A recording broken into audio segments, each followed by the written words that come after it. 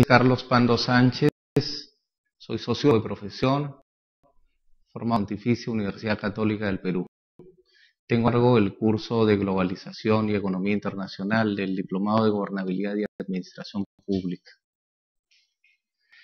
Esta semana vamos a trabajar con ustedes tema de globalización y economía internacional, tres grandes subtemas. En primer lugar, la definición conceptual y las teorías, el amplio debate teórico que hay sobre globalización. La situación económica internacional actual desde una perspectiva histórica, recordando que la crisis actual no surge de la noche a la mañana, sino que tiene antecedentes desde la crisis del 29, la crisis petrolera de los 70 y naturalmente la crisis hipotecaria del 2008.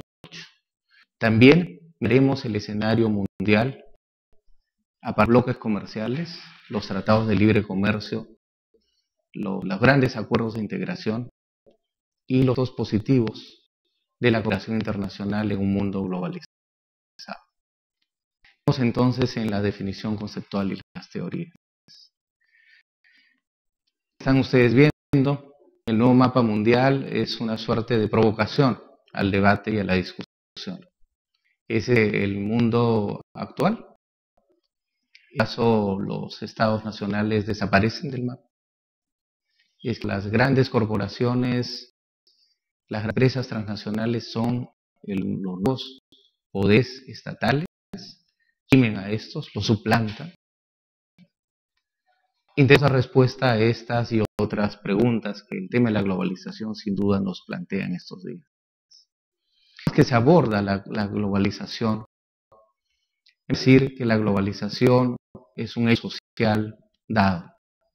No hablar entonces de estar en contra o a favor de la globalización. Debemos, en cambio, que podemos estar en desacuerdo con sus efectos o a favor de sus resultados. Pero lo que podemos dejar de reconocer es que la globalización es un hecho social como tal.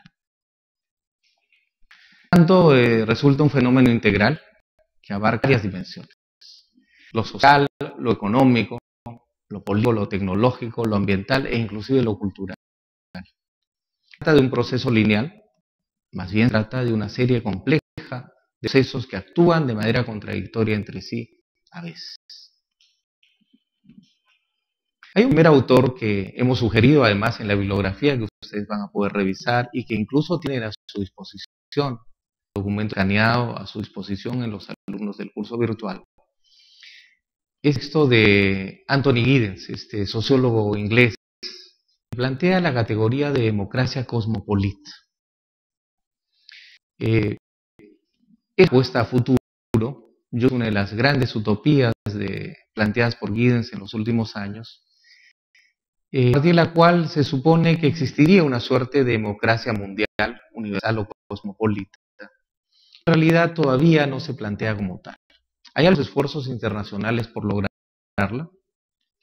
Los grandes foros internacionales de discusión de la problemática de la mujer, temas medioambientales, de los derechos humanos, de alguna manera plantean una suerte de democracia cosmopolita.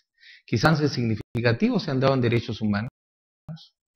En particular, por ejemplo, discutimos la pertinencia de una Corte Interamericana de Derechos Humanos supranacional. También la discutimos y la cuestionamos. Sentimos entonces que la categoría planteada por Giddens todavía termina siendo solo una aspiración. Tienen al frente Bernard Shaw, desde transmitiendo para CNN, nos da otra entrada del tema de la globalización, la información, la tecnología, la información mundial a la que en un solo momento sería un sueño para nuestros abuelos, que acostumbrados a leer la noticia nacional en el periódico y leer la noticia internacional referida a días anteriores, semanas, meses, a veces meses anteriores. En tiempo virtual uno se entera de lo que pasa en el mundo. De grabación leía en detalle lo que había con Argentina en el accidente ferroviario. Pero simultáneamente podemos escuchar los resultados del gol del Oscar el domingo. Sin duda es otra característica de la globalización, la información mundial simultánea y en tiempo real. Pero la realización simultánea, virtual y en tiempo real también hay algunos cuestionadores. El científico social alemán Ulrich Beck cuestiona la idea de globalización entre una apuesta a futuro optimista. En los tiempos modernos, la comprensión racional del mundo hacia un futuro más predecible y seguro está en cuestión. Crea la categoría del riesgo. El desarrollo de la ciencia y la tecnología está generando no certidumbres, sino al contrario, riesgos e incertidumbres. Por tanto, plantean procesos cuyas consecuencias son difíciles de prever. La imagen provocadora de las Torres Gemelas de Beck. Potencia mundial, cuestionada en 2001 a partir de la vulnerabilidad del centro financiero mayor del mundo, además. El riesgo no solamente en el terreno militar, sino también en el terreno medioambiental, en el terreno de la no predicción de catástrofes por efectos de los cambios climáticos, que también la globalización hace y acentúa. Sin embargo, algunos efectos positivos de la globalización. Para Guis, por ejemplo, la comunicación electrónica que hace posible la comunicación mundial, la red de la misma que nos informa sobre lo que pasa en el mundo en sociedades y realidades diferentes. Hay unas comunicaciones que llevan más personas en cada vez menos tiempo, sin duda un efecto muy favorable a la globalización y una de sus principales características. Otro efecto de la globalización, sin duda, es la movilización del capital a pasos de producción de menor costo. Las acciones mundiales, la búsqueda de nuevos espacios para el desarrollo del capital han generado también algunas contradicciones en el mundo moderno. Frente a la búsqueda de un nicho de mercado y una habilidad de producción a menor costo, ha sido el trabajo barato. Frente a esto, surge la idea necesaria de buscar como alternativa el trabajo decente. Un trabajo que permita satisfacer necesidades personales y familiares de alimentación, salud y seguridad y educación de los hijos de acuerdo con los estándares de la modernidad. Sin embargo, ese trabajo que asegura ingresos a la época de jubilación y donde los derechos laborales son respetados, también en cuestión en el mundo del bienestar de la sociedad occidental, europea o norteamericana. Lo veremos más adelante cuando veamos economía internacional actual. Los generados a partir de los años 90, en que surge la globalización como tal, dan algunas aseveraciones que podemos darlas como evidencias ciertas ahora. Joaquín Estefanía, un científico social ligado al análisis del Fondo Monetario Internacional, definía globalización para inicios de los 90 como interdependencia económica creciente entre los países del mundo, que supone un aumento del volumen y variedad de las transacciones transfronterizas de bienes y servicios, como el flujo internacional de capitales, al mismo tiempo de una expansión acelerada y generalizada de la tecnología. La globalización tiene como centro la económica, la búsqueda de nuevos mercados, el intercambio comercial a nivel mundial, pero también los dos descritos antes: gracias a la cosmopolita, poco mayor, tecnología, automatización, simultaneidad. Y el global sin duda tiene efectos nacionales. En el caso peruano podemos afirmar algunas tendencias de la globalización para el Perú. En primer lugar, el fin del intervencionismo estatal, la construcción del Estado de la economía que gravitó en la segunda mitad del siglo XX, el militar de los años 70, incluso antes del gobierno militar de los años 70 ya se perfilaba a partir del Instituto Nacional de Planificación un Estado interventor importante.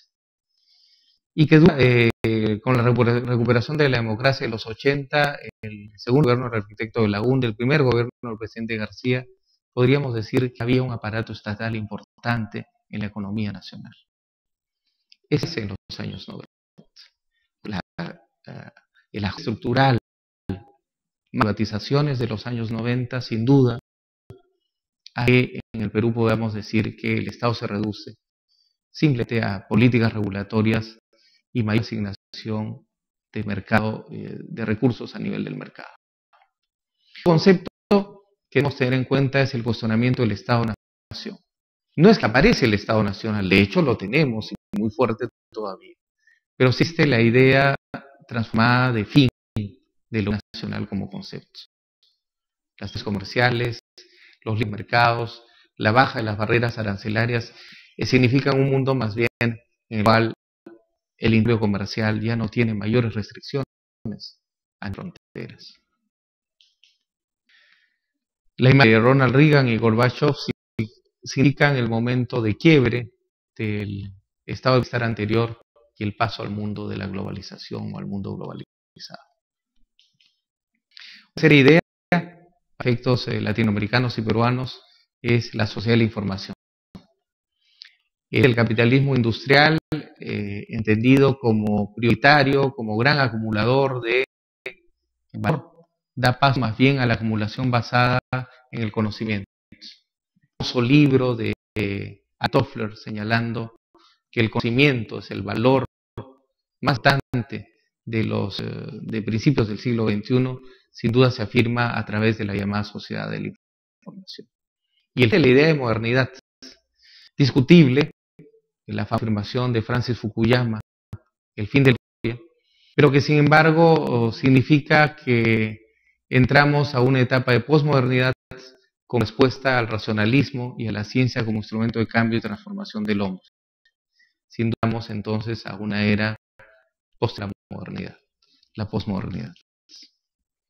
En América Latina sin duda resulta muy importante reflexionar y dar algunas pinceladas alrededor del gran dato económico-político que permitió el paso a la globalización, llamado Consenso de Washington para América Latina. Surge a partir de las ideas del economista John Williamson, que plasmaron la de que el Fondo Monetario y el Banco Mundial sean tutores de las políticas de ajuste estructural y privatizaciones para América Latina. Se dieron en simultáneo, en el caso nuestro, durante el gobierno del presidente Fujimori, pero que dieron en simultáneo en toda América Latina, tanto en Argentina de Menem, como en el gobierno democrático de la Concertación Nacional en Chile, o en los gobiernos democráticos de Colombia o de México. Era que en distinto, el país en realidad lo importante era la tutoría y el cambio y la transformación hacia un mundo de mercado y de liberalización económica. Algunos lo conocían como el auge del neoliberalismo económico. Óscar Ugarteche, economista más bien heterodoxo, señala algunas de las características principales del Consenso de Washington o sus efectos. En primer lugar, disciplina fiscal, vale decir una economía ordenada, lo cual es saludable. Un gasto fiscal ordenado que no vaya más allá de lo que el Estado recauda. El reordenamiento de las prioridades en el gasto público, vale decir que el gasto público sea fundamentalmente inversión en desarrollo productivo. Tributaria que supuso construir una amplia base de recaudación, en nuestro caso es paradigmático nacional de los 90. Antes de los 90 nuestra antigua dirección de recaudación fiscal era bastante precaria y ahora tenemos una sola SUNAT que todavía no logra lamentablemente recaudar en los niveles que debería, pero es un emblema, digamos, de la etapa de reforma neoliberal de los 90. La liberalización de las tasas de interés, el tipo de cambio competitivo, ya no un cambio restringido, controlado, y que implica una flotación de moneda más fuerte. En el Consenso de Washington tienen ahí la imagen del Capitolio como imagen emblemática de lo que significa directoras desde Norteamérica, pero aplicadas por el Fondo Monetario y por el Banco Mundial. Y bueno, también la liberalización de las inversiones extranjeras. Nosotros tenemos la Constitución del 93 permite un libre mercado muy ampliado. La privatización de todos los bienes públicos, en el caso peruano no ha sido una reforma absoluta, todavía existen empresas públicas, de hecho tenemos Sedapal, en estos días se discute la posibilidad de privatizar Sedapal, Pero las empresas eléctricas, las líneas aéreas, las grandes minas en posesión del Estado pasaron a ser nuevamente de interés privado, fundamentalmente extranjero. La relación de todos los mercados, especial de los servicios públicos y la fuerza laboral, y el auge de los derechos de propiedad, que en el caso peruano resulta muy interesante, sobre todo por la propiedad por reforma agraria, que supuso la parcelación de las 6 cooperativas agrarias y ahora tiene una enorme importancia en términos de alto nivel de propiedad rural, de mediana y pequeña propiedad. Esto también tiene sus críticos. Yo quiero anotar ahí, por ejemplo, la mirada del profesor Jürgen Scholl de la Universidad del Pacífico, que cuestiona el modelo de desarrollo que a partir de las reformas del ajuste estructural y la de las empresas públicas se ha dado en el Perú. En 90 se da una suerte de concentración de generación de exportación minera y algunas otras menores, y Schuld apunta que esto nos conduce a un desarrollo primario exportador de acumulación como portaestandarte del proceso de desarrollo. El proceso, algunos lo consideran insuficiente. El proceso inició en los 90 y continuó durante el gobierno del presidente Toledo y el segundo gobierno del presidente García. Ahora, durante el gobierno del presidente Humala, tiene algunos cuestionamientos, pero básicamente sigue la misma matriz. La exportación y la capacidad de acumulación a partir de la exportación de metales, fundamentalmente de la minería, de la gran minería, son eje de la economía nacional. Algunos otros y voceros del gobierno actual se escucha la posibilidad de entrar a un proceso paralelo también de industrialización. Ese es un proceso que sin duda le podría dar mayor consistencia al desarrollo nacional, pero también debemos recordar, y lo vamos a hacer en el curso, los intentos fallidos de, por ejemplo, el modelo de sustitución de importaciones de los años 70, que debe ser un punto a no recorrer y en todo caso un punto de referencia de un ejemplo no deseado.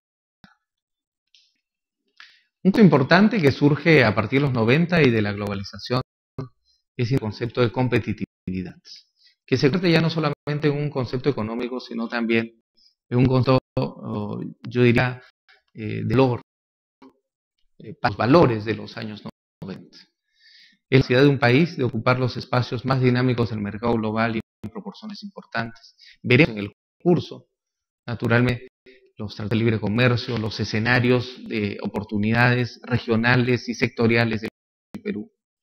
Y realmente la competitividad consiste en comparar economías a nivel internacional, la posibilidad de que las empresas o los países sean competitivos si los productos o servicios son demandados crecientemente en el mercado mundial.